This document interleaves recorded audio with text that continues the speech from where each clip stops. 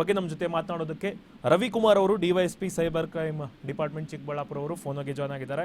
ನಮಸ್ತೆ ರವಿಕುಮಾರ್ ಸರ್. ನಮಸ್ಕಾರ ಸರ್. ನಮಸ್ಕಾರ ಸರ್. ಏನು ಇದು ಡಿಜಿಟಲ್ ಅರೆಸ್ಟ್ ಅನ್ನೋದು ಜಾಸ್ತಿ ಆಗ್ತಿದೆ. ಒಂದು ವೀಕ್ಷಕರಿಗೆ ನೀವು ಸ್ಪಷ್ಟನೆ ಪಡಿಸಬೇಕಂದ್ರೆ ಈ ಭಾರತೀಯ ಕಾನೂನಲ್ಲಿ ಡಿಜಿಟಲ್ ಅರೆಸ್ಟ್ ಎಂಬ ವ್ಯವಸ್ಥೆ ನಿಜವಾಗ್ಲೂ ಇದೆಯಾ ಅಥವಾ ಪೊಲೀಸರು ವಿಡಿಯೋ ಕಾಲ್ ಮಾಡೋ ಮೂಲಕ ಬಂಧನ ಮಾಡಲು ಸಾಧ್ಯ ಆಗುತ್ತಾ ಸರ್? ಇಲ್ಲ, ಯಾವುದೇ ಕಾರಣಕ್ಕಿಲ್ಲ. ಆತರ ಯಾವುದೇ ಕಾನೂನು ಭಾರತೀಯ ನೆಲದಲ್ಲಿ ಇಲ್ಲ. ಯಾರು ಕೂಡ ಡಿಜಿಟಲ್ ಅರೆಸ್ಟ್ ಅಂತ ಹೇಳೋದೆಲ್ಲ ಪೂರ್ತಿ ಸ್ಕ್ಯಾಮ್. ಒಬ್ಬ ಅರೆಸ್ಟ್ ಮಾಡ್ಬೇಕಂದ್ರೆ ಇದೇ ತರ ಅರೆಸ್ಟ್ ಮಾಡಕ್ಕೆ ಒಂದು ಪ್ರೊಸೀಜರ್ ಇದೆ. ಆ ಪ್ರೊಸೀಜರ್ ಪ್ರಕಾರನೇ ಅರೆಸ್ಟ್ ಮಾಡ್ಬೇಕು.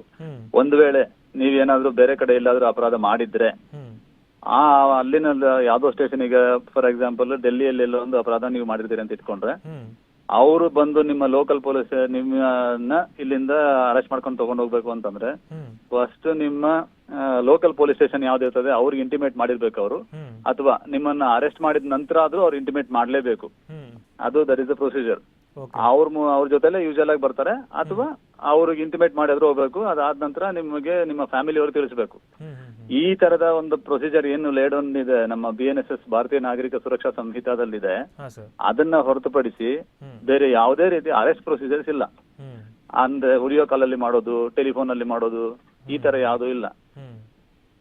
ಅದಕ್ಕೆ ಈ ತರ ಡಿಜಿಟಲ್ ಅರೆಸ್ಟ್ ಅಂತ ಮಾಡೋರೆಲ್ಲಾನು ಬರೀ ಸ್ಕ್ಯಾಮರ್ಸೇ ಮಾಡ್ತಿದ್ದಾರೆ. ಮತ್ತೆ ನಮ್ಮಲ್ಲಿ ಯಾಕೆ ಟಾರ್ಗೆಟ್ ಮಾಡ್ತಾರೆ ಅಂದ್ರೆ ವೀಕ್ ಮೈಂಡೆಡ್ ಮತ್ತೆ 60+ ಜನ ಯಾರಿದ್ದಾರೆ, ಬಹಳಷ್ಟು ಜನ ಆತವ್ರನ್ನ ಜಾಸ್ತಿ ಟಾರ್ಗೆಟ್ ಮಾಡ್ತಾರೆ. ಯಾಕಂದ್ರೆ ಒಂಟಿ ಇರ್ತಾರೆ ಮನೇಲಿ, ಬಹುಶಃ ಏನೋ ಆಗಿರ್ಬೋದೇನೋ ಅಂತ ಹೇಳ್ಬಿಟ್ಟು ಮನೇಲಿ ಒತ್ತಿಗೆ ಕುತ್ಕೊಂಡು ಯೋಚನೆ ಮಾಡ್ತಿರ್ತಾರೆ ಒಂಟಿಯಾಗಿ. ಆತರ ಏನಾದ್ರು ಆಗಿರ್ಬೋದಾ ಅಂತೇಳಿ ಯೋಚನೆ ಮಾಡಿ ಏನೋ ಒಂದು ಭಯದಲ್ಲಿ ಅವ್ರು ಆತರ ಮಾಡ್ತಿದ್ದಾರೆ. ಅಜ್ಞಾನದಿಂದ ಸ್ವಲ್ಪ ಬಹಳ ಆಗ್ತದೆ ಈ ಇದರಿಂದ. ಅದಕ್ಕೆ ನಾವು ಸಾರ್ವಜನಿಕರು ಕೇಳ್ಕೊಳ್ಳೋದು ಏನಂದ್ರೆ, ಯಾವುದೇ ರೀತಿಯಾದ ಡಿಜಿಟಲ್ ಅರೆಸ್ಟ್ ಅನ್ನೋ ಕಾನ್ಸೆಪ್ಟ್ ಇಂಡಿಯಾದಲ್ಲಿ ಇಲ್ಲ, ಎಲ್ಲೂ ಇಲ್ಲ. ಹಾಗಾಗಿ ಯಾರು ಕೂಡ ಡಿಜಿಟಲ್ ಅರೆಸ್ಟ್ ಅಂತ ಫೋನ್ ಅಲ್ಲಿ ನಿಮಗೆ ಹೇಳಿದ್ರೆ ನೀವು ಫಸ್ಟ್ ಮಾಡ್ಬೇಕಾದ ಕೆಲಸ, ಯಾರಾದ್ರೂ ನಿಮಗೆ ಹತ್ತಿರದವ್ರು ಯಾರಾದ್ರೂ ಆಗಿರ್ಲಿ ಅವ್ರಿಗೆ ತಿಳಿಸ್ಬೇಕು. ಇಲ್ಲ ಹತ್ತಿರದ ಪೊಲೀಸ್ ಠಾಣೆ ಯಾವ್ದಿದ್ರೆ ಅದಕ್ಕೆ ಹೋಗ್ಬೇಕು ಅಂತ ಹೇಳ್ಬೇಕು. ಅಟ್ಲೀಸ್ಟ್ ನಿಮ್ಗೆ ಅವಾಗ ಅದರ ಸಪೋರ್ಟ್ ಸಿಗ್ತದೆ. ಇಲ್ಲ ನಿಮ್ಗೆ ಯಾವುದೇ ಈ ತರ ಕಾಲ್ ಬಂದ್ರು ಡೈರೆಕ್ಟ್ ಆಗಿ ನೀವು 1930 ಕಾಲ್ ಮಾಡಿದ್ರೆ ನಿಮ್ಗೆ ಎಲ್ಲಾ ಅಸಿಸ್ಟೆನ್ಸ್ ಸಿಗುತ್ತೆ. ಈ ತರ ತೊಂದರೆ ಆಗ್ತಾ ಇದೆ ಅಥವಾ ಈ ತರ ಕಾಲ್ ಮಾಡ್ತಿದ್ದಾರೆ ಅಂತ ಹೇಳಿದ್ರೆ ಅವ್ರು ಎಲ್ಲಾ ಡೀಟೇಲ್ಸ್ ಅನ್ನ ನಿಮ್ಗೆ ಹೇಳ್ತಾರೆ. 1930 ಅನ್ನೋದು ನಮ್ಗೆ ಎಷ್ಟು ಈಗ ಎಮರ್ಜೆನ್ಸಿಗೆ 112 ಹೇಗೆ ಮಾಡಿದೀವಿ, ಅದೇ ತರ ಸೈಬರ್ ಕ್ರೈಮ್ಗೆ 112 ಮಾಡಿದೀವಿ. ಅದು ಎನಿ ಟೈಮ್ 24/7 ಅವ್ರು ನಿಮಗೆ ಕಾಲ್ ಮಾಡ್ತಾರೆ, ಮತ್ತೆ ನಿಮ್ಗೆ ಎಲ್ಲಾ ರೀತಿಯ ಅಸಿಸ್ಟೆನ್ಸ್ ಅನ್ನ ಕೊಡ್ತಾರೆ. ಸಾರ್ವಜನಿಕರು ಅದನ್ನ ಸದುಪಯೋಗ ಪಡಿಸ್ಕೋಬೇಕು. ಈ ತರದ ಡಿಜಿಟಲ್ ಅರೆಸ್ಟ್ ಆಗೋದನ್ನ ಮತ್ತೆ ಅದರಿಂದ ಹಣ ಹೋಗೋದನ್ನ ತಪ್ಪಿಸ್ಕೋಬೇಕು ಅಂತ ನಾವು ನಮ್ಮ ಪೊಲೀಸ್ ಇಲಾಖೆ ವತಿಯಿಂದ ಕೇಳ್ಕೊಳ್ಬಹುದು. ಸರ್, ನೀವು ಕೂಡ ಪರ್ಸನಲ್ ಆಗಿ ಈ ರೀತಿ ಪ್ರಕರಣಗಳನ್ನ ನೋಡಿದಿರಾ ಸರ್? ಡಿಜಿಟಲ್ ಅರೆಸ್ಟ್ ಪ್ರಕರಣಗಳು ಚಿಕ್ಕಬಳ್ಳಾಪುರದ ಆಗಿರ್ಬೋದು ಅಥವಾ ಬೇರೆ ಕಡೆ ಆಗಿರ್ಬೋದು? ಹೌದೌದು, ಖಂಡಿತವಾಗ್ಲು ಚಿಕ್ಕಬಳ್ಳಾಪುರದಲ್ಲಿ 2-3 ಆಗಿದಾವೆ. ರೀಸೆಂಟ್ ಆಗಿ ನಾವು ಒಂದ್ 2-3 ಜನ ಅರೆಸ್ಟ್ ಕೂಡ ಮಾಡಿದೀವಿ. ಇದು ಗೋವಾದಿಂದ ಮತ್ತು ಹೈದರಾಬಾದ್ ಇಂದ ಅದೇ ಕೇಸಲ್ಲಿ ಅರೆಸ್ಟ್ ಮಾಡಿದೀವಿ. ಒಬ್ಬ ಇಂಡೋನೇಷ್ಯಾ ಲೇಡಿ ಇಲ್ಲಿ ಸತ್ಯಸಾಯಿ ಆಶ್ರಮದಲ್ಲಿದ್ದವರ ಹಣವನ್ನ ಹೊಡೆದಿರ್ತಾರೆ ಅವರು. ಇದೇ ತರ ಡಿಜಿಟಲ್ ಅರೆಸ್ಟ್ ಮಾಡಿ ಅವ್ರದ್ದು ಆಗಿದೆ. ಪ್ಲಸ್ ಇನ್ನೊಂದು ಇದೇ ತರ ಇಲ್ಲೊಬ್ರು ಅಂದ್ರೆ ರಿಟೈರ್ಡ್ ಆಫೀಸಿಯಲ್ ಅದು ಅವ್ರದ್ದು ಕೂಡ ಆಗಿದೆ. ಇದೇ ತರ ಏನಂದ್ರೆ ಅವರೆಲ್ಲರೂ ಆಲ್ಮೋಸ್ಟ್ 60+ ಆಗಿದೆ ಸರ್. 60 ವರ್ಷದ ಮೇಲ್ಪಟ್ಟವ್ರೆ.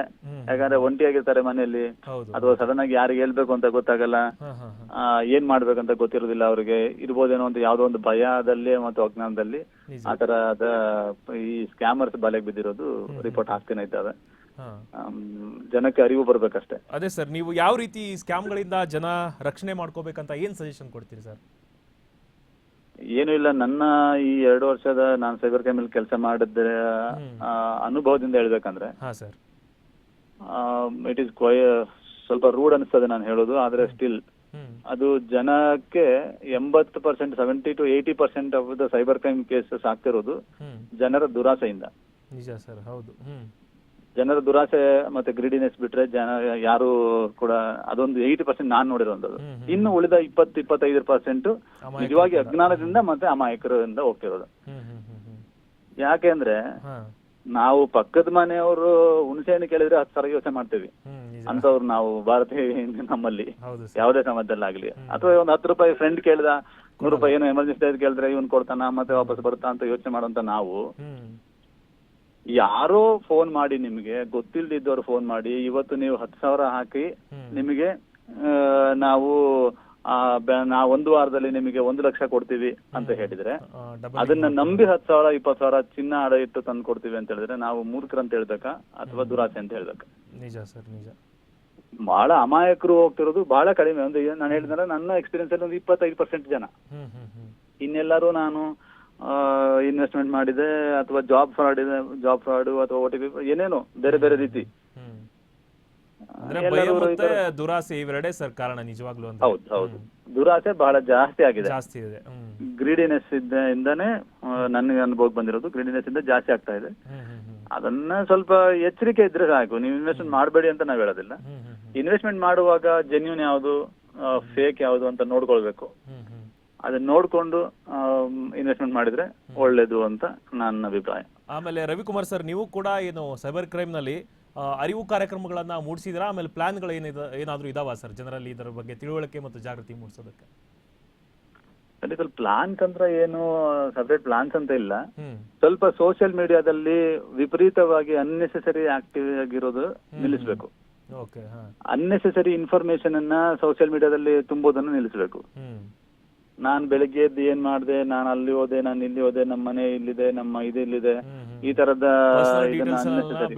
ಎಲ್ಲದನ್ನು ಬಿಟ್ಕೊಡೋದು, ಎಲ್ಲದನ್ನು ಪ್ರತಿಯೊಂದು ಹಾಕೋದು ಅವಶ್ಯಕತೆ ಇಲ್ಲ. ಆ ತರದ ಅನ್ನೆಸೆಸರಿಯಾಗಿ ನಾವು ಎಲ್ಲದನ್ನು ಹಾಕ್ತಾ ಇದ್ರೆ ನಮ್ಮ ಇನ್ಫಾರ್ಮೇಶನ್ ಈಸಿಯಾಗಿ ಸಿಗುತ್ತೆ ಬೇರೆಯವರಿಗೆ. ನಮ್ಮನ್ನ ಫಾಲೋ ಮಾಡೋದು ಈಸಿ ಆಗುತ್ತೆ ಅವರಿಗೆ. ಅಂದ್ರೆ ಈಗ there are so many things.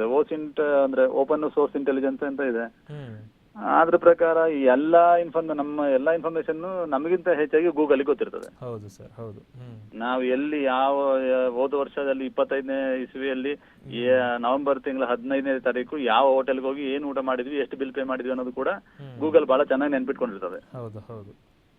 ಹಾಗಾಗಿ that means someone is behind you, someone is watching you always. ಹಾಗಾಗಿ ನಾವು ಎಷ್ಟು ಸೋಷಿಯಲ್ ಮೀಡಿಯಾದಲ್ಲಿ ಕಡಿಮೆ ಮತ್ತು ಆನ್ಲೈನ್ ಅಲ್ಲಿ ಕಡಿಮೆ ಇರ್ತೀವಿ ಅಷ್ಟು ಒಳ್ಳೇದು ಬೇಸಿಕ್ ಆಗಿ. ಮತ್ತೆ ಅದನ್ನು ಉಪಯೋಗಿಸಂತ ರೀತಿ ಬೇಕು. ನಾವು ಯಾವ್ದಕ್ಕೆ ಸೋಷಿಯಲ್ ಮೀಡಿಯಾ ಅಥವಾ ಟೆಕ್ನಾಲಜಿನ ಉಪಯೋಗಿಸ್ಬೇಕು ಅದನ್ನು ಉಪಯೋಗಿಸ್ಬೇಕು. ಅನ್ನೆಸೆಸರಿ ಸುಮ್ಮನೆ ಪರ್ಸನಲ್ ವಿಡಿಯೋಸ್ ಅನ್ನ, ಪರ್ಸನಲ್ ಫೋಟೋಸ್ ಅನ್ನ ಫೋಟೋದಲ್ಲಿ ಇಟ್ಕೊಂಡು ಈ ತರ ಮಾಡ್ಕೊಳ್ಳೋದು, ಮತ್ತೆ ಎಲ್ಲದಕ್ಕೂ ಅನ್ನೆಸೆಸರಿ ಆಪ್ಸ್ ಗೆ ಆಕ್ಸೆಸ್ ಕೊಡೋದು, ಯಾವ್ದಾವ್ದೋ ಗೂಗಲ್ ಪ್ಲೇ ಸ್ಟೋರ್ ಅಲ್ಲಿ ಇಲ್ಲದೆ ಇರುವಂತಹ ಮತ್ತೆ ಐಫೋನ್ ಆಪಲ್ ಇಲ್ಲದೆ ಇರುವಂತಹ, ಇದರಲ್ಲಿ ಇಲ್ಲದೆ ಇರುವಂತಹ, ಆಪಲ್ ಸ್ಟೋರ್ ಅಲ್ಲಿ ಇಲ್ಲದೆ ಇರುವಂತಹ ಆಪ್ ಗಳನ್ನ ಡೌನ್ಲೋಡ್ ಮಾಡ್ಕೊಳ್ಳೋದು, ಯಾರೋ ಫ್ರೆಂಡ್ ಕಳಿಸ ಅಂತ ಫಾರ್ವರ್ಡ್ ಮಾಡೋದು, ಅದನ್ನೇ ಮತ್ತೆ ಡೌನ್ಲೋಡ್ ಮಾಡ್ಕೊಳ್ಳೋದು, ಈ ತರ ಮಾಡ್ತಾ ಇದ್ರೆ ಆಪ್ಸ್ ಅಲ್ಲಿ ಏನ್ ಕೇಳ್ತಾರೆ, ಅನ್ನೆಸರಿ ಆಕ್ಸೆಸ್, ಎಲ್ಲದಕ್ಕೂ ಆಕ್ಸೆಸ್ ಕೇಳ್ತಾರೆ ಅವರು.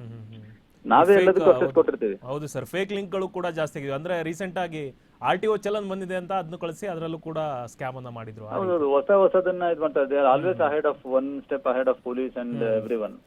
ಈಗ ಏನ್ ಮಾಡ್ತಾರೆ, ಹೊಸದಾಗಿ ಚಿನ್ನಸ್ವಾಮಿ ಸ್ಟೇಡಿಯಂ ಅಲ್ಲಿ IPL ನಡೀತಾ ಇದೆ. ಸೇಮ್ ಚಿನ್ನಸ್ವಾಮಿ ಸ್ಟೇಡಿಯಂ ಯಾವ್ದೋ ಒಂದು ವೆಬ್ಸೈಟ್ ಅನ್ನು ಕ್ರಿಯೇಟ್ ಮಾಡ್ತಾರೆ. ಲಾಸ್ಟ್ ಅಲ್ಲಿ 1 ವರ್ಡ್ 2 ವರ್ಡ್ ಇದಿರ್ತದೆ, ಅದಷ್ಟೇ ಚೇಂಜ್ ಇರ್ತದೆ.